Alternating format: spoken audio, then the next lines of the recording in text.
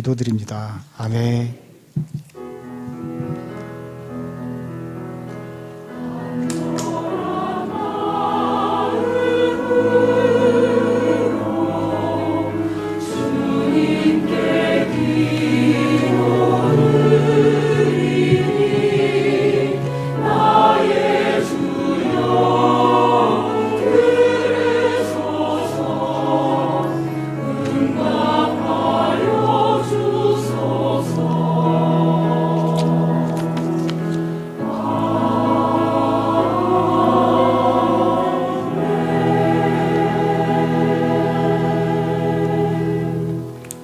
오늘 우리에게 주시는 하나님의 말씀은 두 곳입니다.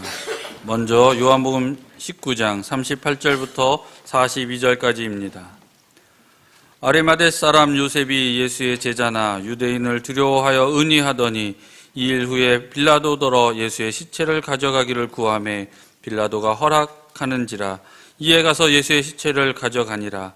일찍 예수께 밤에 나와왔던 니고데모도 몰향과 침향 섞은 것을 100근쯤 가지고 온지라.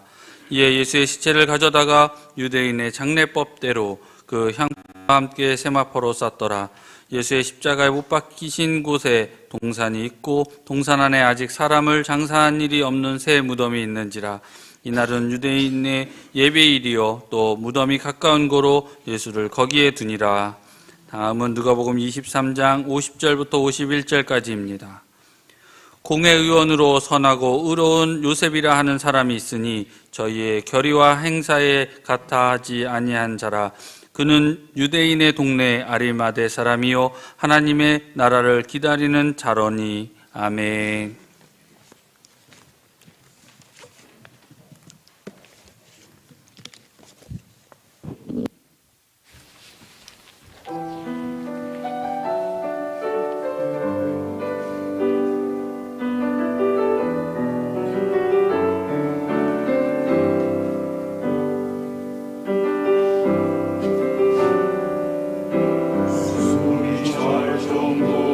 힘든 순간이 와도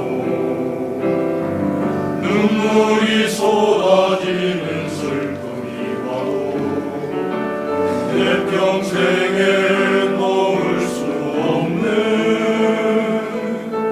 마음속 깊은 곳부터 지루이 순간이 마지막일지라도 마지막 순간에 나 고백할 노래 내 평생에 놓을 수 없는 마음속 깊은 곳부터 예배할 때 가장 행복합니다. 예배할 때 가장 행복합니다. 나를 구하시고 날 사랑하신 주님께 예배할 때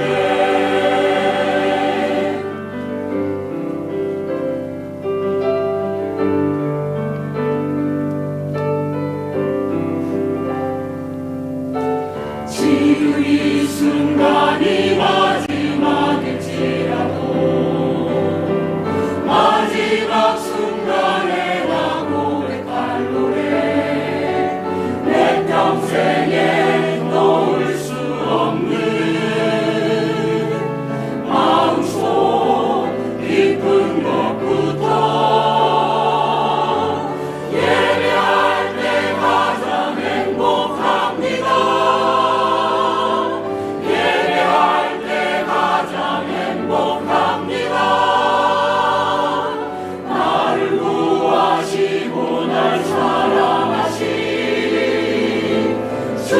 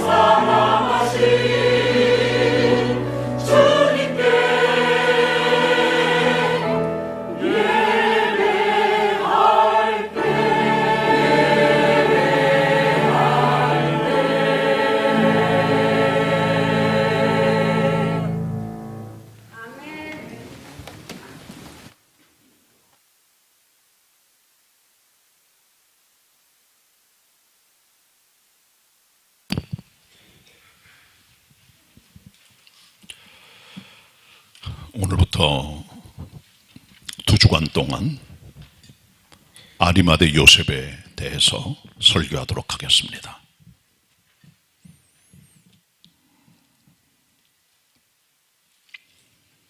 아리마대 요셉은 예수님의 장례를 떠맡았던 그런 인물입니다.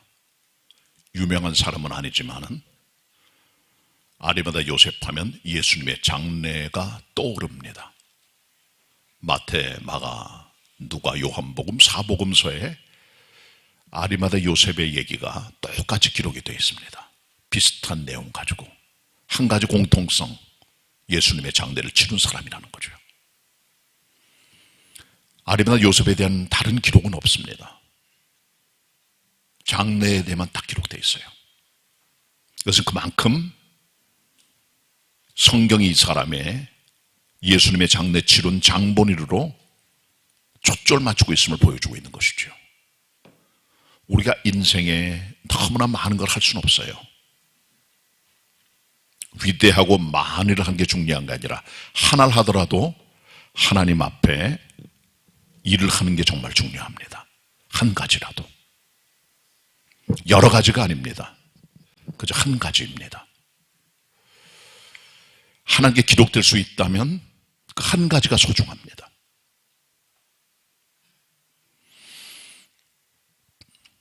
에녹하면 뭐가 생각나십니까?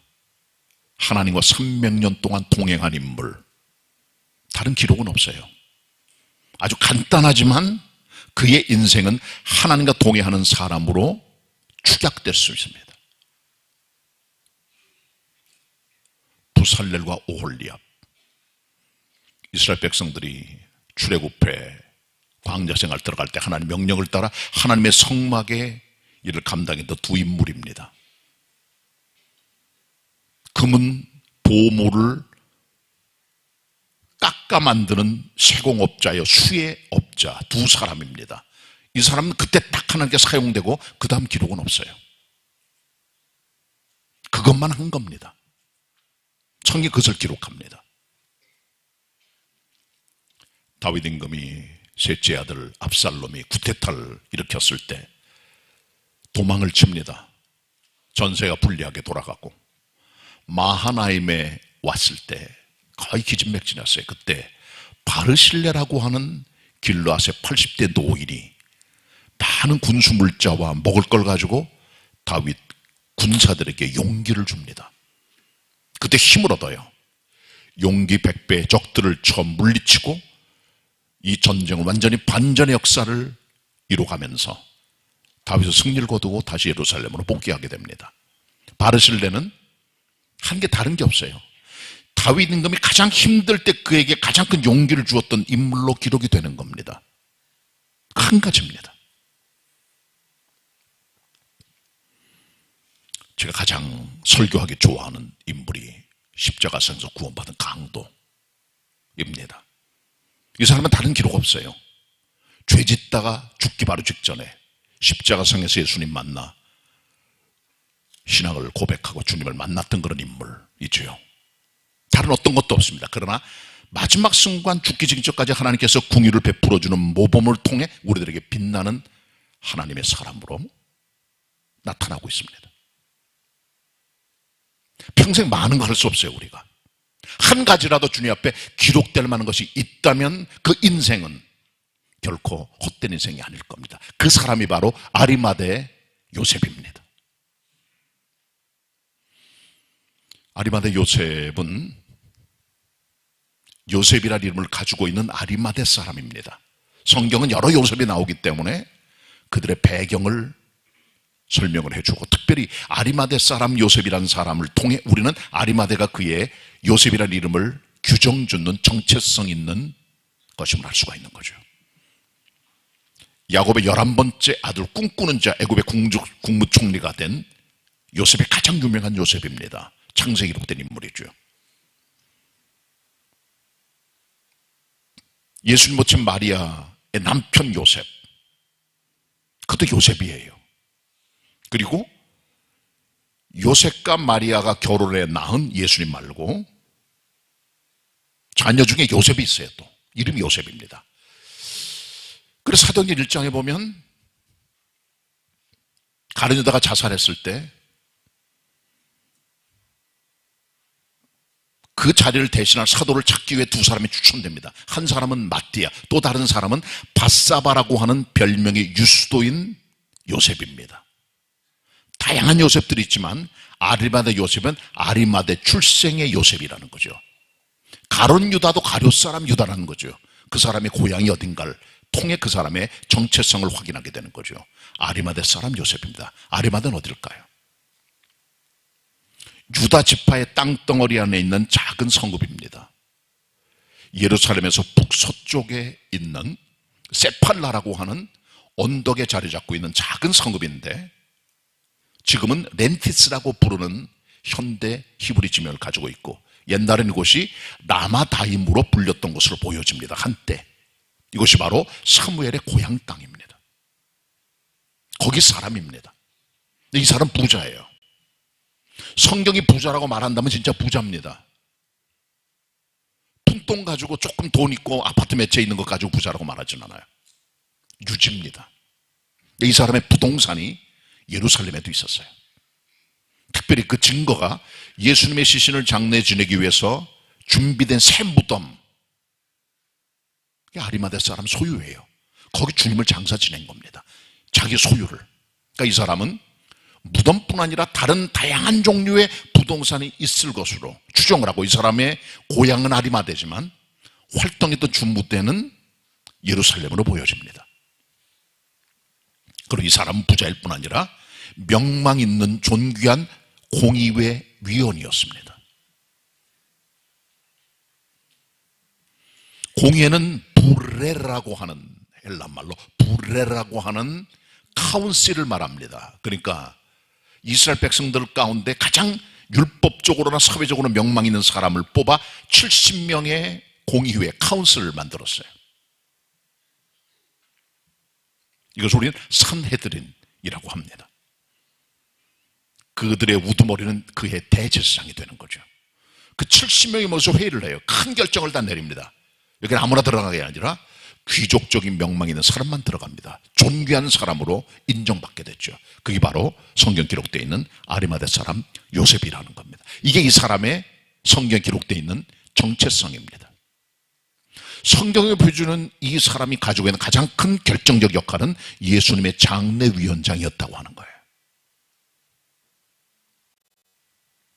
장례를 치르려면 가장 가깝게는 가족들이 치러줘야 돼요. 예수님께는 동생들이 있었습니다. 예수님께서는 홀로 성령으로 잉태되신 분이지만 그의 모친 마리아와 남편 요셉이 사랑해서 낳은 자녀들이 여럿 있었고 그들의 이름이 유다, 시몬, 야고보, 요셉들이 있었어요. 그 누이도 있었습니다. 여러 사람이에요. 맏형이 죽었다면 마땅히 혈육들이 모여서 장례를 치러야 됐지만 이들은 나타나지 않았습니다. 어떤 기록도 없어요. 그렇다면 12제자가 돼야 될 것 아닐까요? 베드로 비롯한 정말 주님을 따르는 앞장섰던 생명 바친 12사도들 다 도망갔습니다. 아무도 없습니다. 지금. 그렇다면 또 한 가지 가능성, 예루살렘에 가까이 있는 베다니에 살고 있던 예수님의 사랑받던 3남매가 있어요. 죽었다 살아난 나사로, 그의 누이들인 마르다와 마리아입니다. 그들의 이름도 없습니다. 흔적이 없어요. 성경 보면. 뜻밖의 인물 한 사람, 아리마대 사람 요셉이 예수님의 장례를 치르고 있음을 우린 발견하게 됩니다.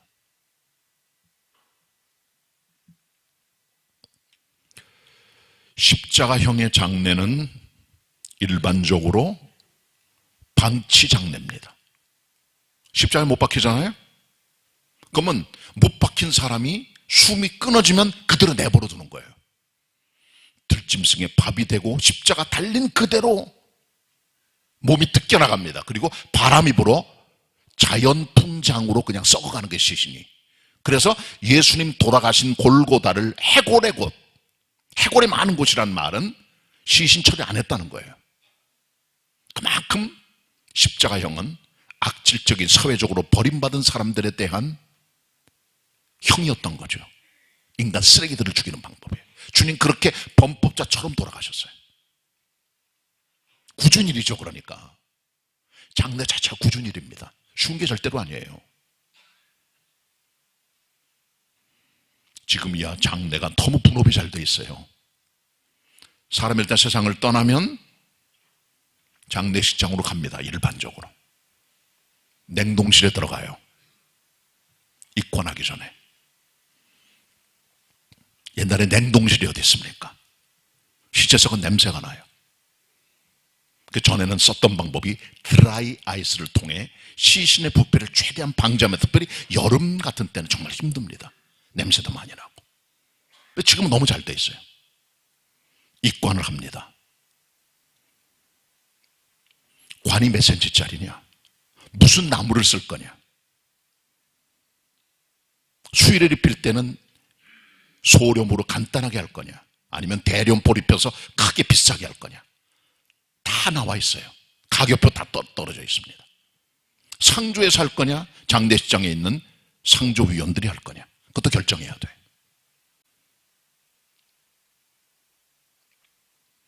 전에는 목회자들이 장례에 염을 다했어요. 시신을 다 만지고 닦는 거죠.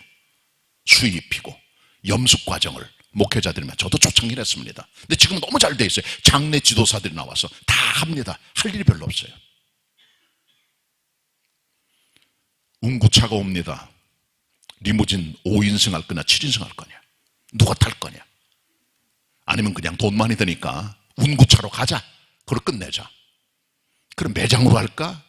아니면 화장으로 할까? 화장하면 낙골당으로 모실까? 수목장으로 할까? 자연장으로 할까? 해양장으로 할까? 아니면 산장으로 할까? 뭐로 할까? 결정하잖아요.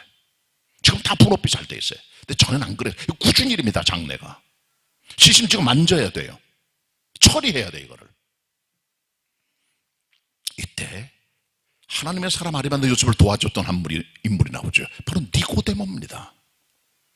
밤중에 진리를 찾겨 주님께 나왔던 요한복음 3장의 주인공, 그리고 이 사람은 산헤드린 공의의 위원이에요. 존귀한 사람이에요. 이 사람이 예수님께서 말할 때 주님을 변호했던 일이 있어요. 사람들 요거도 보면서도. 그런 인물이 니고데모인데, 이 사람이 몰약 그리고 침향 100근을 가지고 와요. 그리고 주님의 장례를 위해 준비하여 장례가 진행되게 되는 거예요. 유대인의 장례법을 따라. 본문 같이 봅니다. 첫 번째 본문입니다. 요한복음 19장 38절입니다. 제가 읽겠습니다. 아리마대 사람 요셉이 예수의 제자나 유대인을 두려워하여 은휘하더니 2일 후에 빌라도더러 예수의 시체를 가져가기를 구하매 빌라도가 허락하는지라 이에 가서 예수의 시체를 가져가니라. 일찍 예수께 밤에 나왔던 니고데모도 모략과 침향 섞은 것을 100근쯤 가지고 온지라. 이에 예수의 시체를 가져다가 유대인의 장례법대로 그 향품과 함께 세마포로 쌌더라. 예수의 십자가에 못 박히신 곳에 동산이 있고 동산 안에 아직 사람을 장사한 일이 없는 새 무덤이 있는지라. 이날은 유대인의 예비일이요 또 무덤이 가까운 곳으로 예수를 거기 두니라. 모략은 영어로 뭐라고 합니다. 뭐. 사람의 시신이 부패되지 않도록 소독하고 닦아내는 그런 거예요. 그리고 침향, 향품입니다. 아름다운 냄새를 나타내죠. 이것 가지고 세마포를 싸고 그 다음에 무덤의 장사 전에 유대인의 장례법을 따라 그대로 가게 됩니다. 장례위원장은 아리마대 요셉, 부위원장격은 니고데모. 사람의 시신의 결정권자, 처리법의 결정권자는 빌라도 총독입니다. 유대는 식민지였기 때문에 로마 총독이 모든 걸 관할했죠.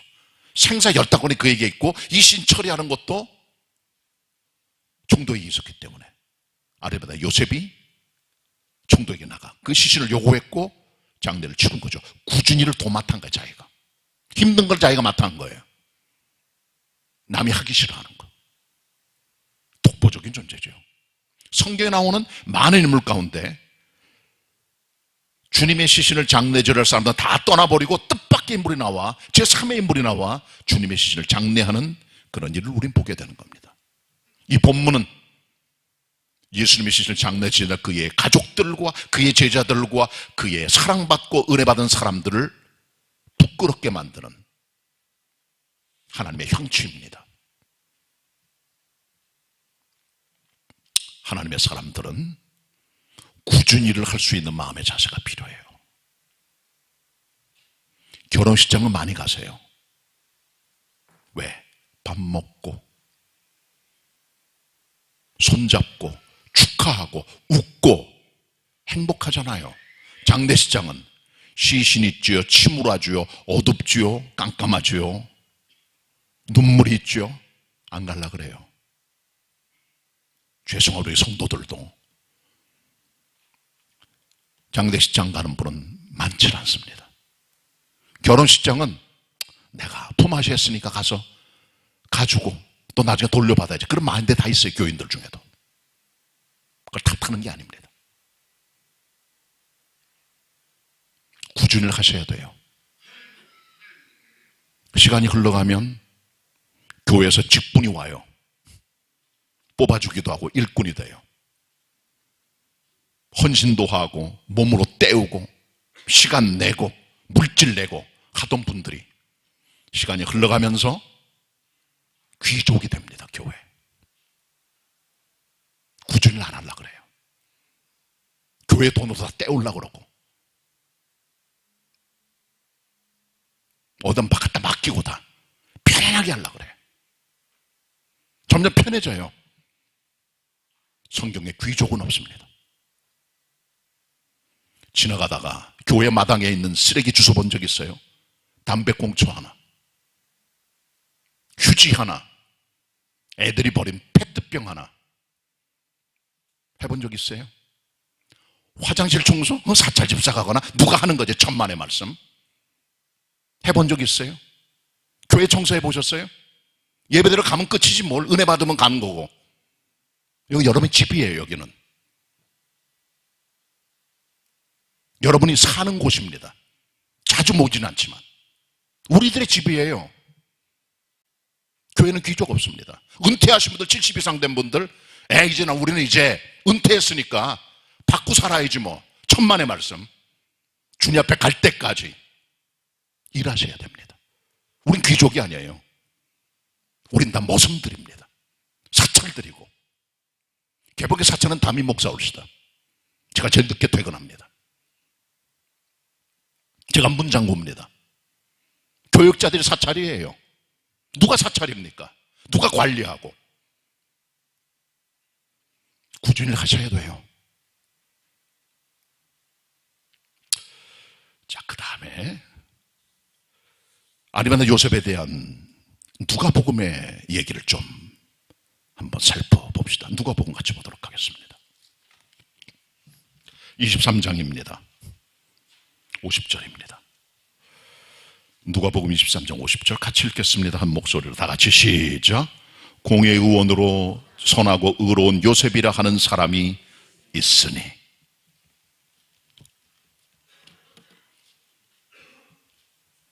이건 극찬입니다. 극찬. 성경이 내리는 평가가 가장 정확한 그 인간에 대한 평가입니다. 극찬입니다. 비슷한 평가도 있지만 이 사람의 평가는 아주 정확합니다. 선하고 의로운. 선하고 의로운 사람. 선하다, 의롭다. 헬라 원어에는 안네르, 아가도스, 카이, 디카이오스. 안네르, 인간. 아가도스, 선한. 카이, 그리고 and. 디카이오스, 의로운.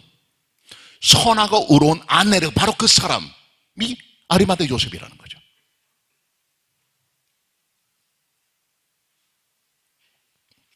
천칭이라고 있어요.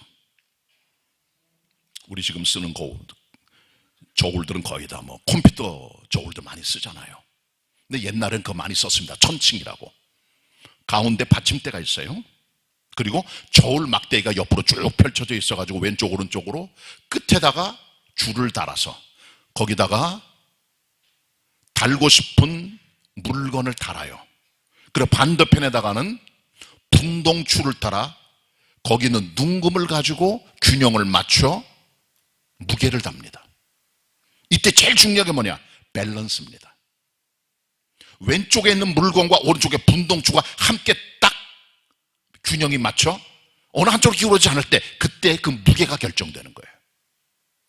선한 사람은 의로운 쪽이 가볍게 쉽고 의로운 사람은 선한 쪽이 가볍게 쉬운 것이죠. 믿음 생활은 품격 있는 밸런스입니다. 함께 같이 가는 거예요. 선함과 의로움, 의로움과 선함. 근데 사람들은 일반적으로 안 돼요. 그게 한쪽으로 치우치기 쉽습니다. 우리는 편향적으로 가기 쉬운 거예요. 극단적으로. 이것을 완벽하게 하는 분이 딱 한 분 계시죠. 그리스도 예수 우리 주님. 선과 의가 완벽하게 간에 조화된 예수 그리스도시죠. 우리 흉내만 내는 거예요. 선한 사람들, 착하고 선하고 좋은 일하고 마음씨가 넓고 평화롭고 포주기를 좋아하고 너그럽고, 반면에 의나 올바른 올곧은 일들에 대해서는 약하죠. 왜? 평화주의자 되다 보니까 큰 소리 내기 싫어요. 틀린 거 알면서도 가만히 있어. 의 쪽으로 가벼워요. 손 쪽으로 무겁고. 그러니까 밸런스가 안 맞는 거예요. 성경에 나타난 사람 중에 바나바라고 있어요. 사도행전 11장에 보면 안디옥에 그리스도인이 많이 생기면서 예루살렘 교회가 바나바를 파송을 해 거기서 목회를 하게 됩니다. 교인들이 크게 부흥되는데 그때 바나바가 하나님을 하는 걸 보면서 성경에는 평가가 있습니다. 그는 착한 사람이요 믿음과 성령이 충만한 자라. 착하다 그랬어요. 바나바 착한 사람입니다. 초대교회 형성이 됐을 때 바나바는 자기 고향이 구브로, 지금의 키프로 섬이에요. 거기 사람들, 거기 자기 전답이 좀 있었어요. 그걸 다 팔아가지고 하나님의 사도 앞에 뒀어요. 그리고 그들로 하여금 가난한 사람 나눠주라고, 알아서 구제하라고. 왜? 사정을 잘하는 게 사도들이니까. 그게 나눠주게 됩니다. 착한 사람이에요. 이웃에게 아낌없이 주는 사람이에요. 바울과 함께 바나바가 1차 여행을 떠나게 됩니다. 가다가 밤빌리아 산맥 앞에서 함께 동역했던 팀원 중에 한 사람인 마가 요한이 도망쳐버려요. 힘드니까. 멤버가 셋이에요. 그게 전도팀입니다. 셋 중에 하나가 빠졌죠. 33%가 빠져버린 게 그러니까 두 사람이 황당했겠죠. 그렇지만 두 사람은 열심히 1차 여행을 하게 되고 갔다 돌아와요. 그래 2차 여행을 하게 됩니다.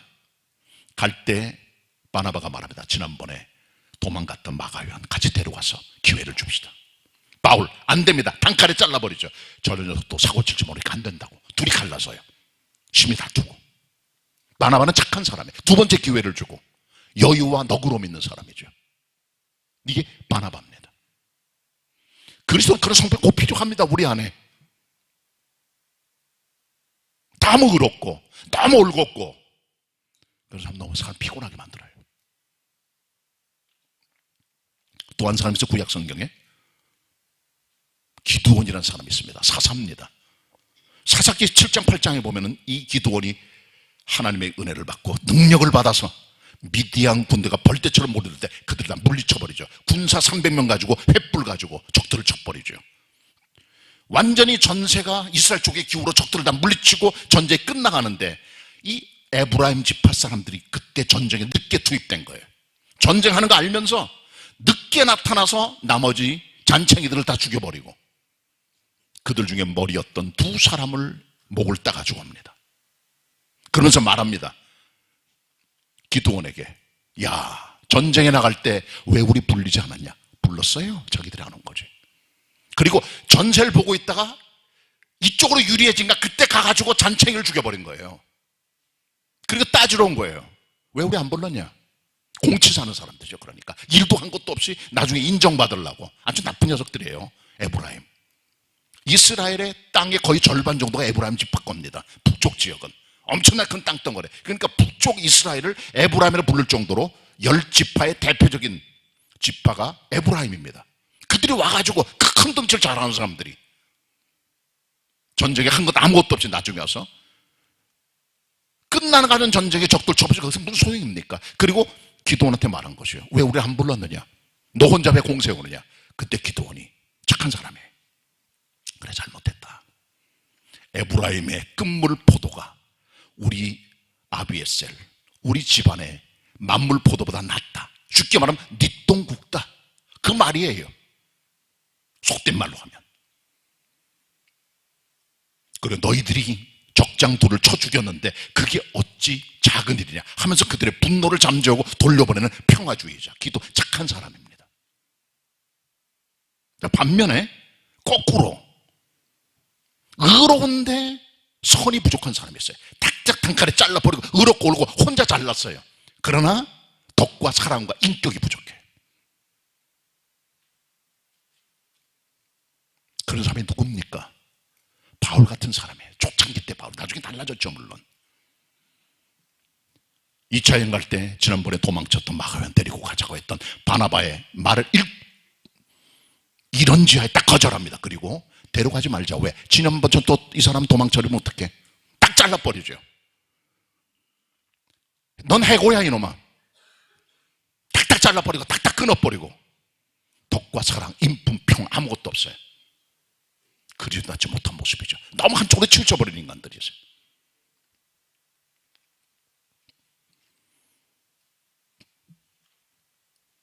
한 분이 또 있습니다. 한 사람이 사사 중에 입다라고 있어요. 기도왕 거의 대적적인 대조된 인물이에요. 이 입다는 길르앗의 기생의 아들입니다. 왕따 됐어요. 적들이 쳐들어와요. 암몬 족속이 모래떼처럼 달려듭니다. 위급하니까 길르앗 사람들이 입다한테 가서 우리 도와달라고, 적들이 쳐들어왔다고 얘기를 합니다. 입다가 알겠다고 해서 그들의 장군이 돼서 싸움에 나가 암몬 족속을 완전히 박살내버리죠. 대승리를 거둬요.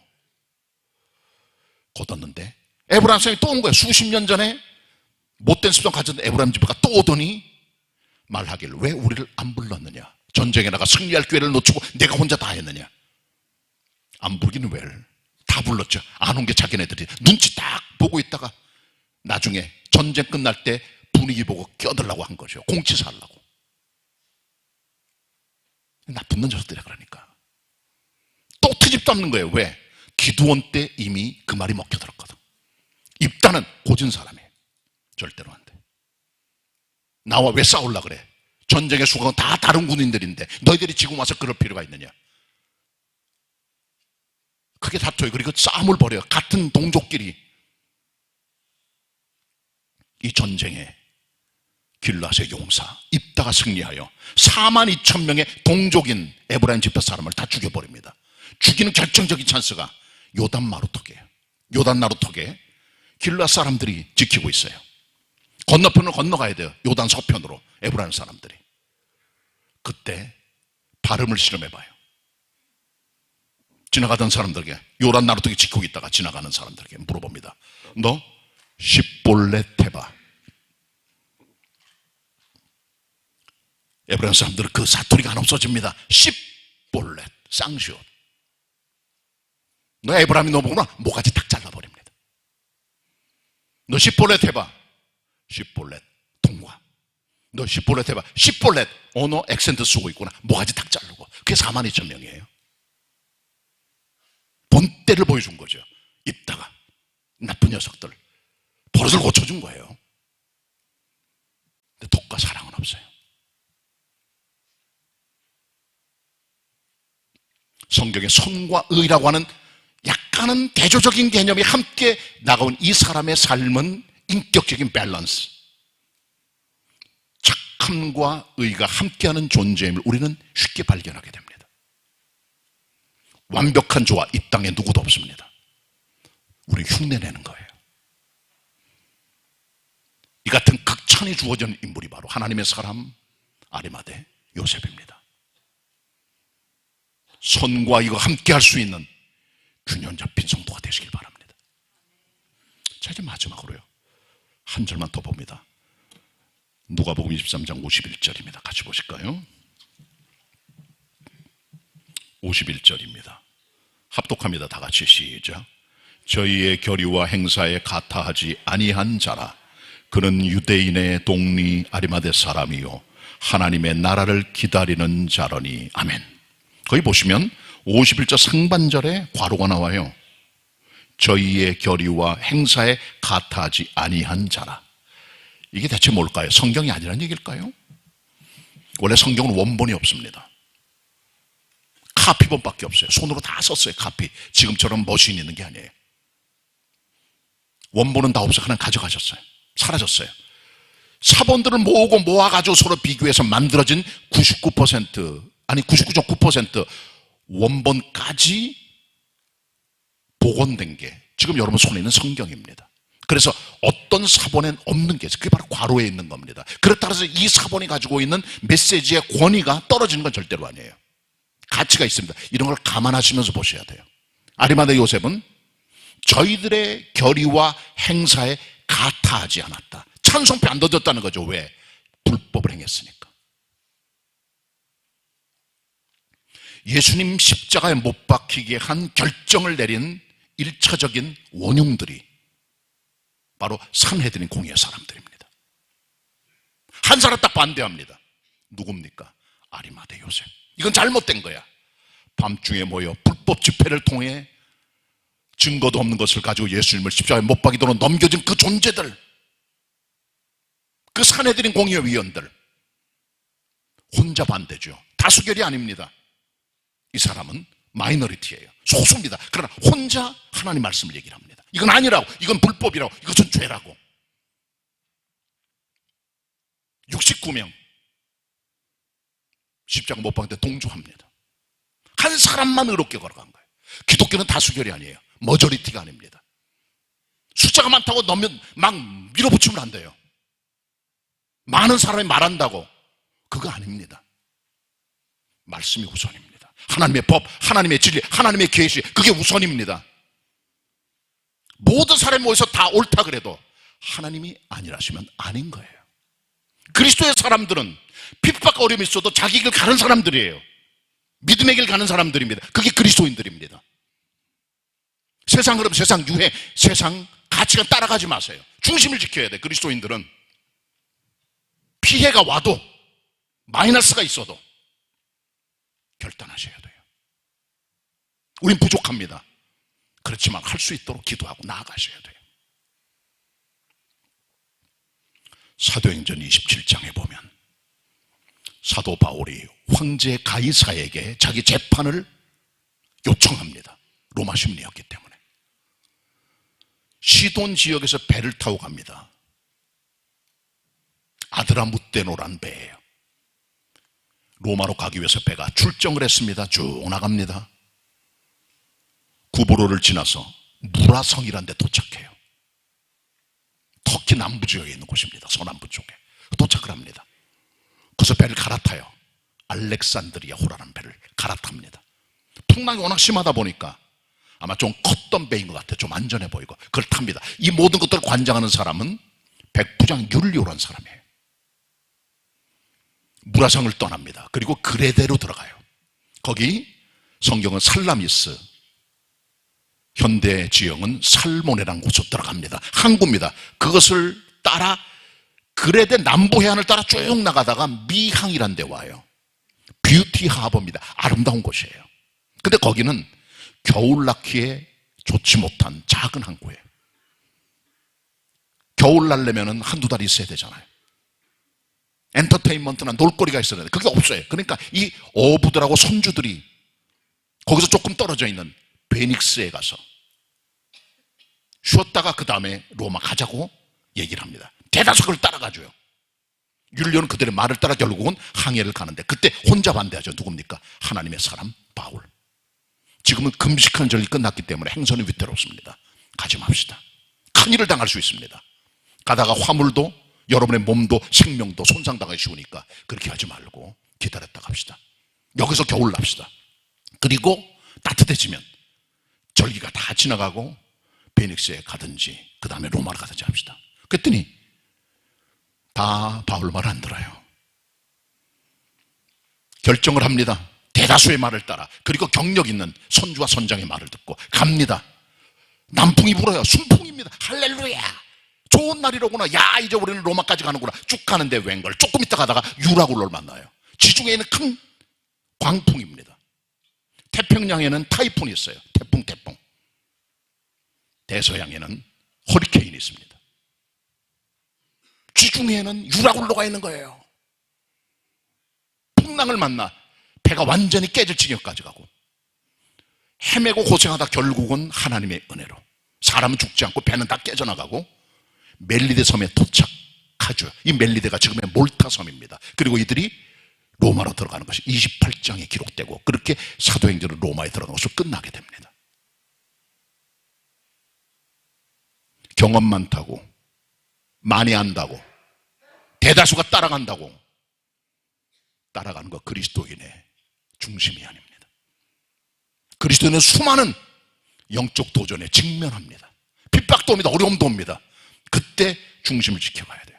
마음을 새롭게 하며 변화를 받아 하나님의 선한 뜻이 뭔가 정확히 알고 우리 몸을 주님께 선제물로 드려 세상을 대적하는, 세상을 이겨내는, 세상을 밟고 지나갈 수 있는 의로 믿음의 길을 걸어가셔야 되는 거예요.